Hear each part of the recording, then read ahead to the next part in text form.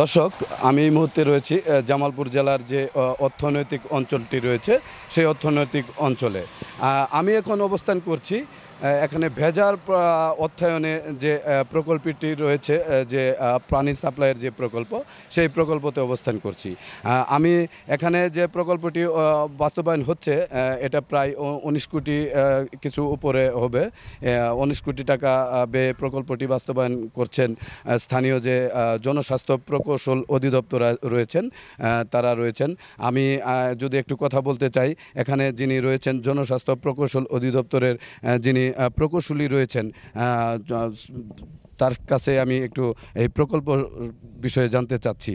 আচ্ছা, আপনাদের এই প্রকল্পটি শেষ হবে কবে নাগাদ, এবং এই প্রকল্পটি যদি সম্পূর্ণ হয় তাহলে এই অর্থনৈতিক অঞ্চলে কি কি সুবিধা হবে বলে আপনি মনে করেন? ধন্যবাদ। এই প্রকল্পটি আমাদের টার্গেট আছে 25শে জুনের মধ্যে সমাপ্ত করা। তবে আমাদের যে কাজের এখন পর্যন্ত যে প্রোগ্রেস আছে, আমরা আশা করি এপ্রিলের মধ্যে এটা শেষ হয়ে যাবে। আসলে এই প্রকল্পটি করা হয়েছে মেইনলি বাংলাদেশ যে অর্থনৈতিক অঞ্চল জামালপুর আছে, এখানে প্রায় 200টা প্লাস প্লট আছে, এবং প্লট মালিকদের পানির যে গুণগত মান চাহিদার কারণে আমরা ভূগর্ভস্থ যে পানিটা পাইছি সেই পানিটা ওই কোয়ালিটি সাস্টেন করে না।